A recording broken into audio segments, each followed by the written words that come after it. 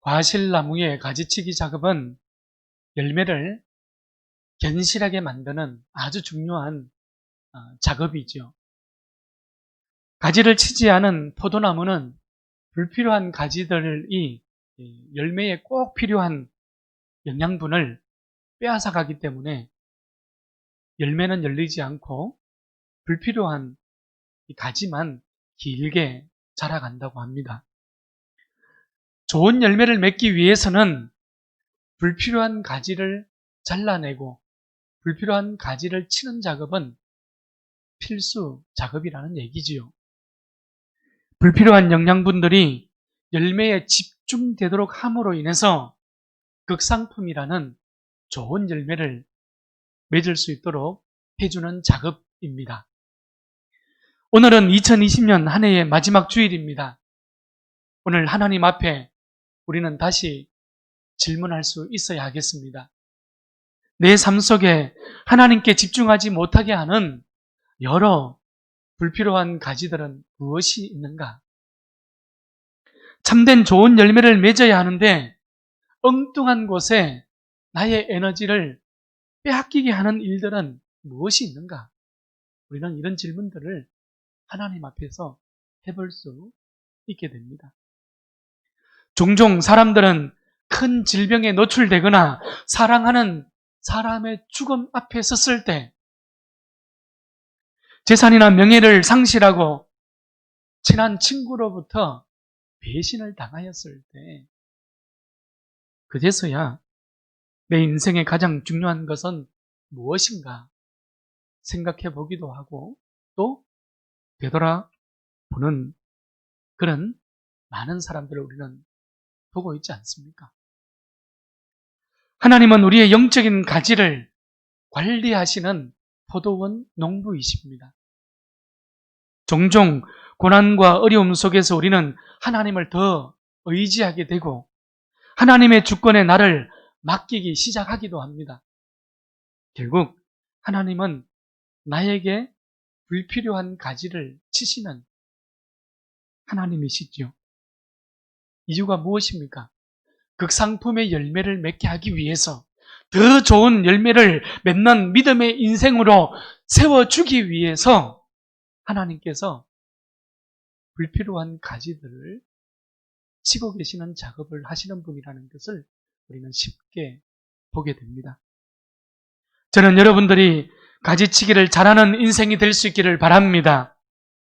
우리 넓푸른 교회 모든 성도들이 하나님 앞에서 극상품의 좋은 열매를 맺어가는 그러한 축복된 삶으로 다시 일어날 수 있기를 축원합니다. 오늘 본문은 회당장 야이로의 이야기입니다. 야이로는 회당장으로서 살아가는 사람이었죠. 회당이라는 것은 헬라어로 보게 되면 함께 모이다라는 단어를 가지고 있는 시나고게라는 단어입니다. 여러분, 당시 회당은 유대인들에게 있어서는 공공 집회의 장소였어요. 지역사회의 종교적인 활동의 중심지였지요. 그것뿐만 아니라 모든 일상생활, 사회생활의 중심의 역할을 감당했던 것이 바로 회당이라는 장소였습니다. 회당이 가지고 있는 기능은 크게 세 가지입니다. 첫째는 베트 하테필라라는 용어지요. 기도하는 집으로서 예배의 장소를 일컫는 단어입니다. 두 번째 기능은 하크네세트라는 단어입니다. 집회의 집으로서 일상생활에서 일어나는 어떤 사법적 절차를 집행하는 장소의 기능을 가지고 있었던 것이 바로 회당이 가지고 있었던 두 번째 기능입니다. 마지막 세 번째는 무엇입니까? 세 번째는 베트하 미드라시라는 용어예요. 이것은 학습하는 집으로서의 기능입니다. 교육의 기능, 학교의 기능을 감당했던 것이 바로 회당이 가지고 있었던 세 번째의 기능이었죠. 그러니까 유대인들에게 예배와 교육과 법을 집행하면서 삶의 중심 기능을 감당했던 그곳이 바로 회당이라는 곳이었단 말이죠. 여러분, 야이로는 회당장이었지요. 그러니까 유대인들의 삶의 중심에서 그만한 영향력을 끼치며 살아갔던 사람이 야이로였다 이 말입니다. 자, 그런데 오늘 이 야이로에게 뜻밖의 어려움이 찾아오고 있어요. 오늘 본문 23절 말씀을 보니까 야이로는 예수님께 나오지요. 그리고 간곡히 구하여 이르되 내 어린 딸이 죽게 되었사오니 오셔서 그 위에 손을 얹어사 그로 구원을 받아 살게 해 주십시오. 이렇게 간구하는 모습을 우리는 보게 됩니다. 특별히 눈에 들어오는 한 단어가 있어요. 그것은 간곡하게 구하고 있다 이 말입니다. 간곡히 구했다는 것은 파라칼레오라는 단어입니다. 여러분, 애원하고 애걸하고 탈원하는 그 모습을 파라칼레오라고 이야기하는 거예요. 간곡하게 구하고 있는 오늘 야이로의 모습인 것이죠. 죽음의 절망 앞에 서 있는 딸을 위한 아버지의 마지막 마음이기도 하지요. 아버지라 할지라도 어찌할 수 없는 한계의 상황 속에서 야이로는 딸을 위하여서 예수님을 찾아왔습니다. 그리고 예수님 앞에서 파라칼레오 하고 있는 거예요. 여러분, 딸이 죽음 앞에 서 있는데 아버지로서 하지 못할 일이 무엇이겠습니까? 간곡하고 애원하고 애절하고 정말 타운하는 그 현장이 오늘 26절 말씀에 기록이 되어져 있는 것이에요. 자, 지금 야이로는 회당장이라는 신분도 체면도 중요하지 않았습니다. 딸에게 찾아온 죽음은 인간으로서는 어찌할 수 없는 여러분 불가능의 자리였지요. 상실의 자리였지요. 위기의 자리였습니다. 더 이상 아무것도 할 수 없는 인간의 한계의 자리, 아버지의 한계의 자리가 여러분 그 한계를 발견하는 무력함의 자리가 바로 지금 예수님께 와서 꿇어 엎드려서 간구하고 있는 바로 이 자리이지 않습니까? 여러분, 이 모습이 피조물의 모습이기도 합니다. 오늘 이 모습이 우리 인생이 가지고 있는 한계, 여러분, 리미테이션이기도 합니다. 자, 그런데 야이로는 오늘 바로 이 자리에서 예수님 앞에 와서 꿇어 엎드린 파라칼레오한 바로 이 자리에서 예수라는 희망을 붙잡고 있는 거예요. 할렐루야. 여러분, 바로 그 절망의 자리, 죽음을 앞둔 모든 것을 상실한 자리, 위기의 자리, 한계의 자리에서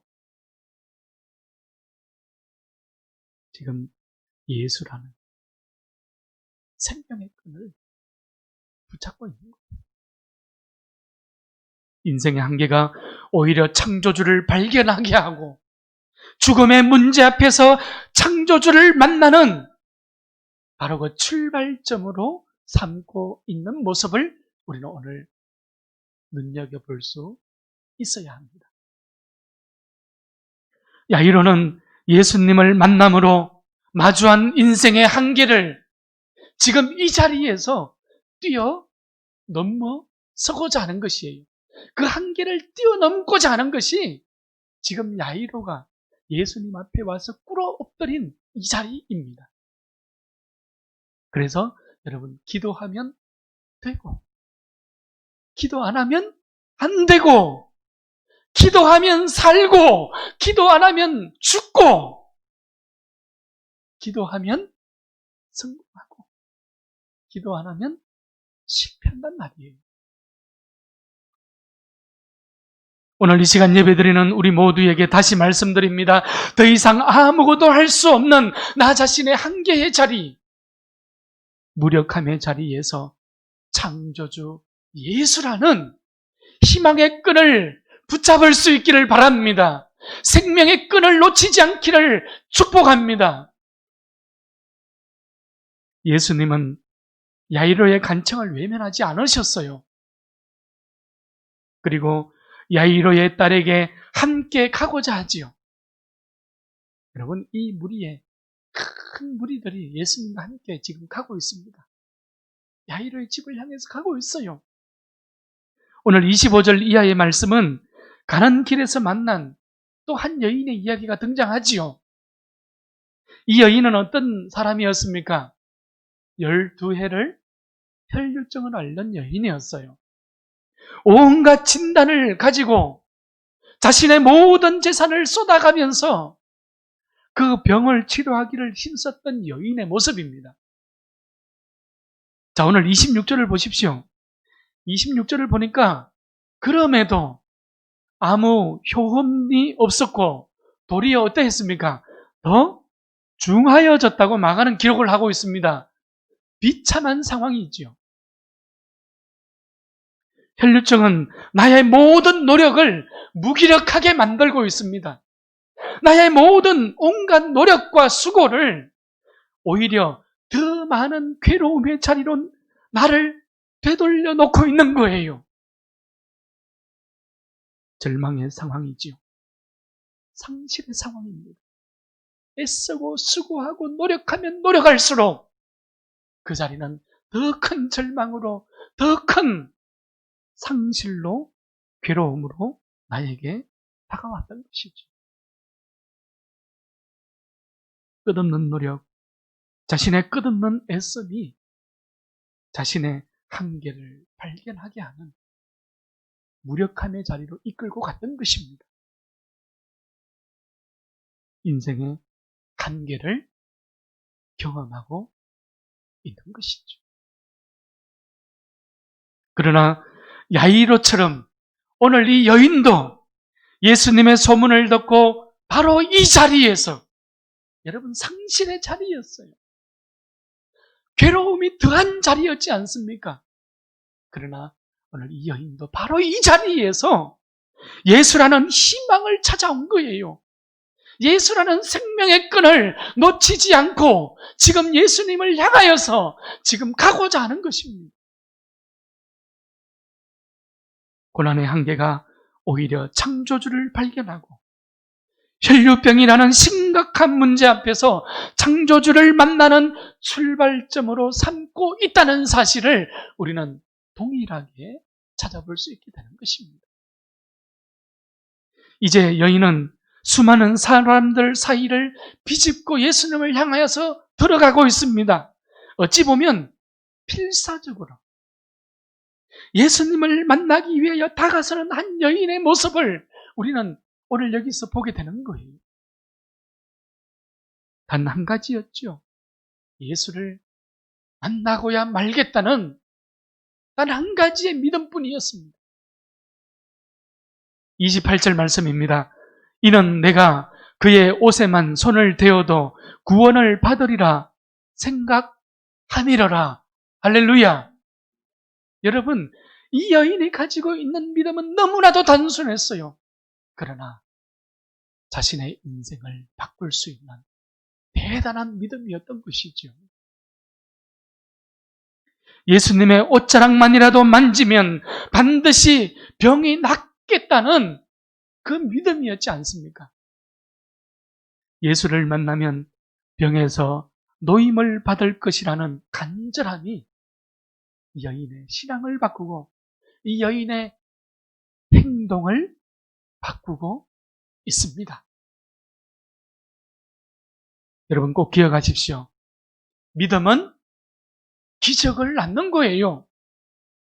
여러분, 천국은 침노하는 자의 것이라고 예수님께서 말씀하셨지 않습니까?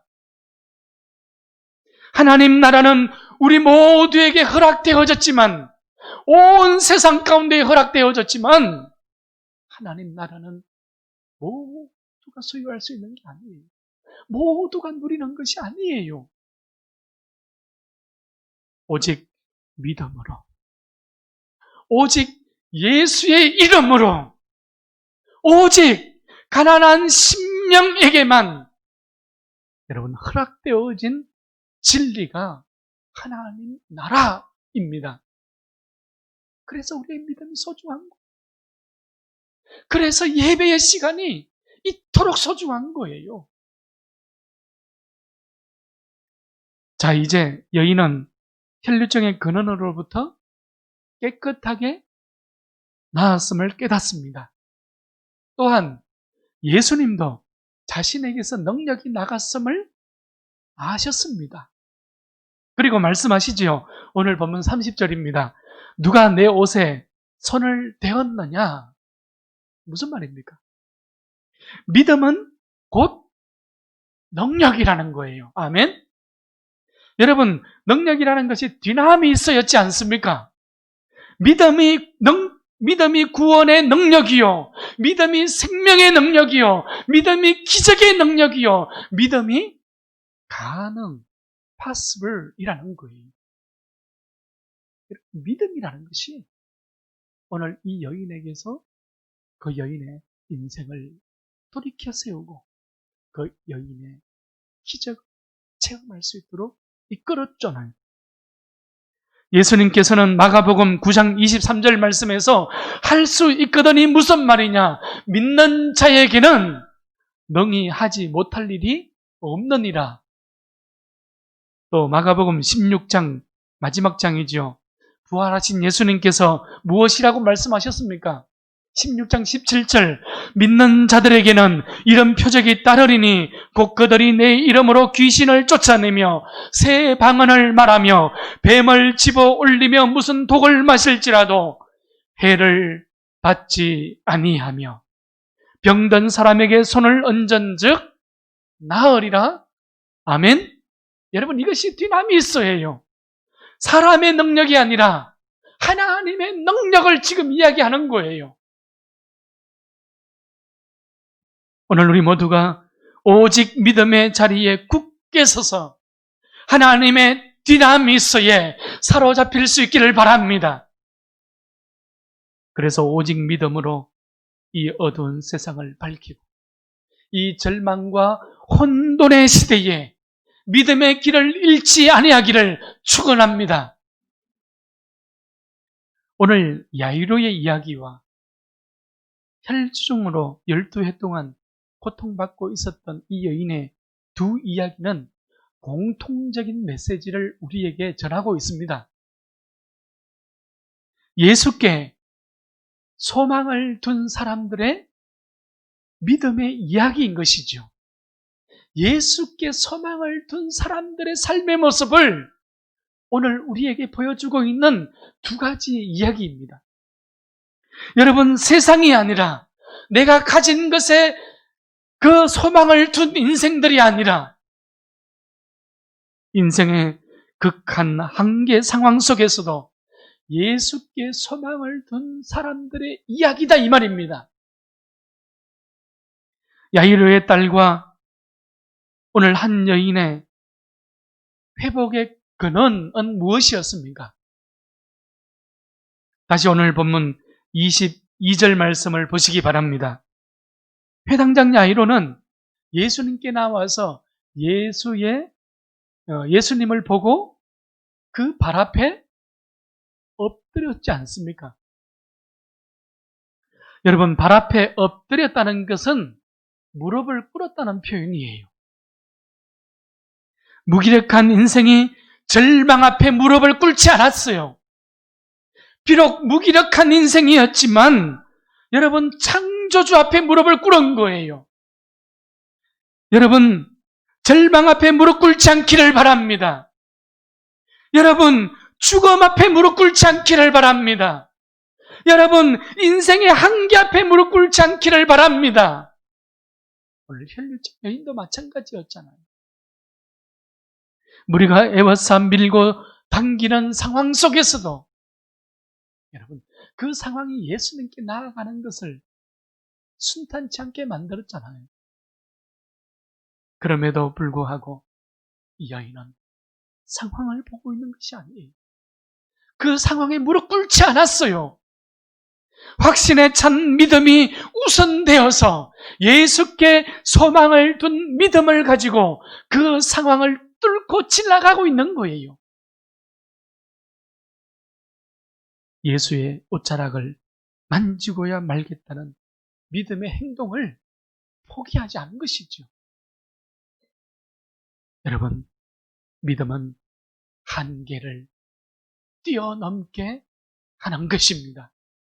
우리의 믿음은 우리가 가진 한계를 패스 오버하게 하는 거예요. 그것이 우리가 가지고 있는 이 믿음이라는 것이에요. 오늘 말씀을 정리합니다.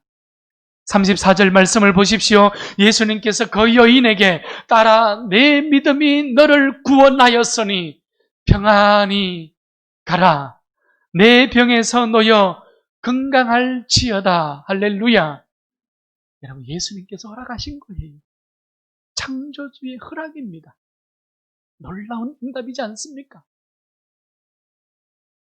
여러분, 코로나19로 인하여 우리는 지난 한 해 동안 정말 어려운 길을 걸어왔습니다.